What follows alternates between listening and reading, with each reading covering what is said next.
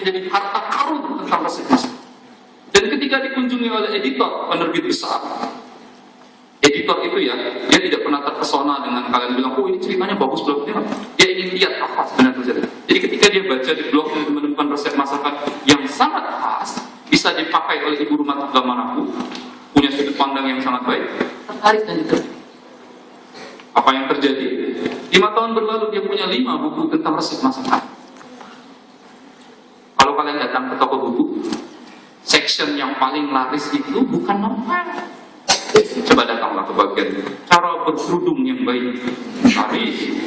Cara memasak resep masakan, laris. Dia punya 5 buku. 1 buku 2 kali cetak setiap tahun berarti 10.000 eksemplar. 1 tahun dia bisa menjual 50.000 eksemplar. 1 buku dia dapat 6.000 perak. 1 tahun dia dapat 300 juta rupiah. Dan kalian tahu apa yang terjadi? Yang paling bahagia adalah anak-anaknya. Ibunya nggak kemana-mana, ngurus dia, dan ibunya suka masak di rumah sekarang. Apapun dimasak sama ibunya untuk bikin resep masakan. Bang Tere, saya harus menulis. Ibu rumah tangga yang hanya lulusan SMA tidak bisa kemana-mana, punya buku di mana? Karena dia humble, dia tidak perlu menjadi chef seperti para queen, tidak perlu. Tapi faktanya bahwa bukunya dibaca banyak orang, itu adalah fakta yang menakjubkan. Kalian tahu buku resep masakan yang paling dibanyak baca itu adalah buku masakan Nyonya Rumah. Nyonya Rumah, cari aja di Gramedia. Sudah mulai diterbitkan dari tahun 70-80 sampai sekarang. Saya nggak tahu Nyonya Rumah itu siapa orang. Karena dia mungkin disiplin sekali menyimpan rahasianya dia. Nggak kayak Terelie. Kalau Terelie kan niatnya kan misteri gitu ya. Lama-lama narsis juga kan ya. Nah, Bang Tere, apa yang saya harus tulis? Apa yang harus saya tulis? Kalian bisa menulis apa saja. Artikel non-buku, artikel non-buku, bisa menulis kolom esai, berita, naskah akademik, fiksi. Nah, itu ada satu yang menarik. Artikel non-buku, kalian bisa menulis mana situ bola.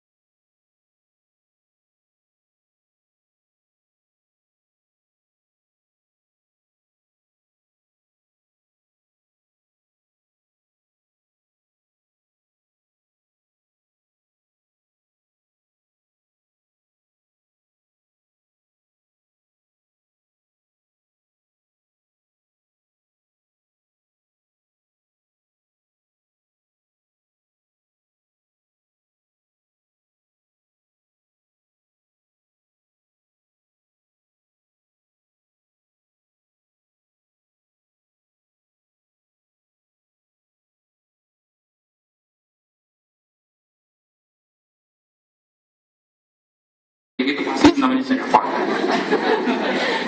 2 tahun berlalu, 3 tahun berlalu, saya surprise sekali ketika saya tahu bahwa beliau menjadi korespondensi tak dari tabloid bola.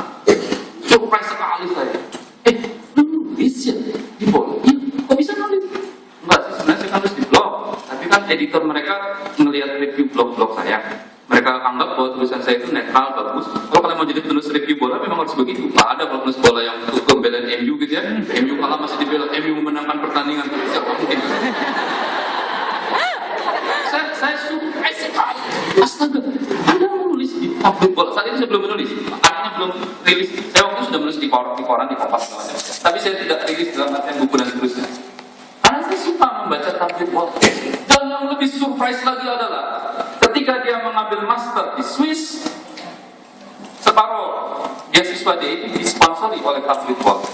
Jadi apa yang dia lakukan? Pagi dia kuliah ngambil perbankan, dia ekonomi akuntansi, saya dari akuntansi UI.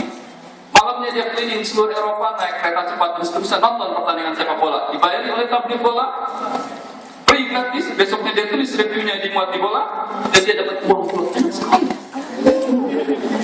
Bang Tere, apa yang harus saya tulis? Paham cerita-cerita saya? Saya nggak tahu kan harus menulis apa. Tapi 2 cerita tadi barusan membuktikan bahwa dia bisa menulis apapun. bisa menulis resep masakan menjadi sesuatu. Sementara teman saya satunya lagi yang menulis tentang pertandingan bola bisa jadi sesuatu. Teman saya ini mungkin pemalu. Kalau dia tidak pemalu, boleh jadi dia sekarang sudah jadi komentator salah satu stasiun televisi ya. Mungkin bertandem dengan bang siapa gitu ya, nanti ngobrol yang kalian tonton. Tapi dia pemalu. Dia tidak pernah muncul. Tapi hingga hari ini dia masih sering menulis, terutama buku-buku tentang investasi. Karena sekarang dia adalah bank bankir. Ya, apa yang harus saya tulis? Kalian bisa menulis artikel. Apa itu artikel? Kolom, esai, berita, naskah akademik, fiksi. Kolom itu bisa kalian mulai tulis politik, hukum, apapun itu. Dan itu semua bisa diterbitkan oleh media-media seperti Kompas, Bank Republika, dan sebagainya. Kalau kalian mau menerbitkan buku, kalian tulis buku. Apa jenis buku? Banyak sekali. Novel, kalian bisa tulis cik-titin, roman, histori, fantasi, thriller, psikologi. Mungkin kalian mau bikin novel tentang anak sarjana, engineer. Boleh jadi menjadi cerita yang menarik. Non-novel kalian bisa menulis motivasi, guideline, manual, catatan harian, agrobisnis, buku agama. Bahkan ada kalian bisa menulis tentang buku dunia anak-anak, mewarnai.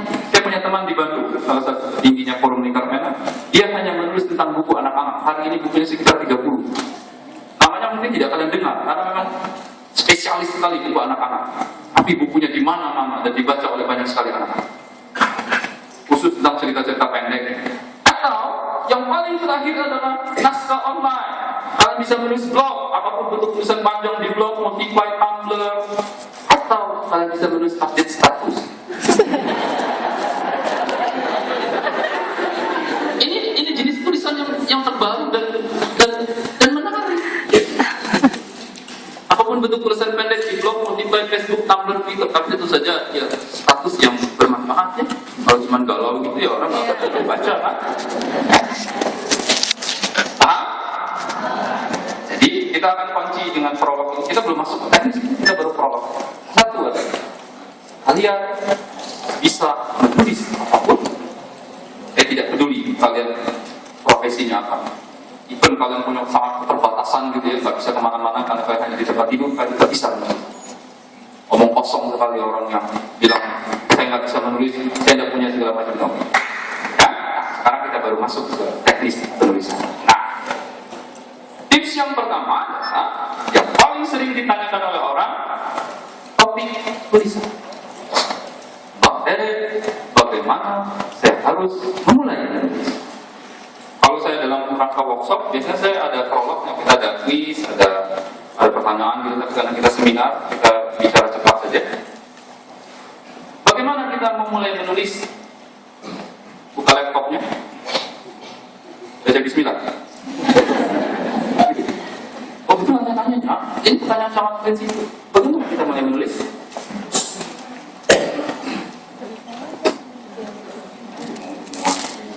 Terpesona.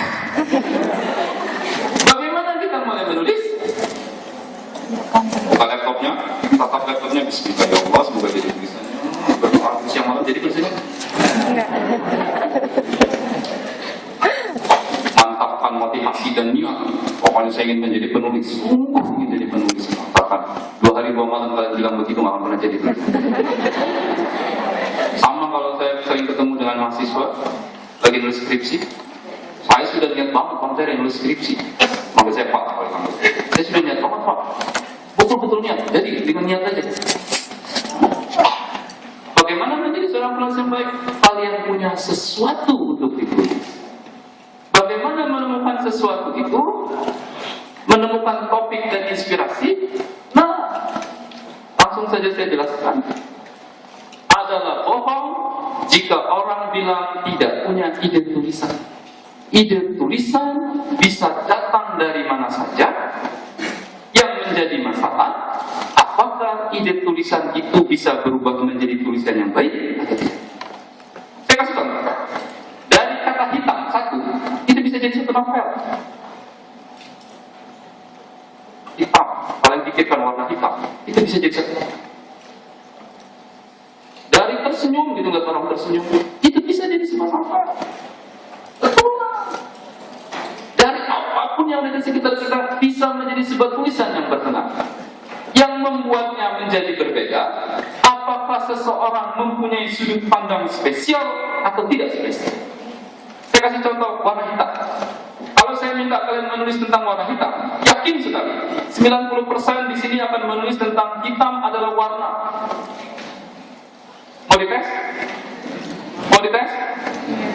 Mau? Kita tes.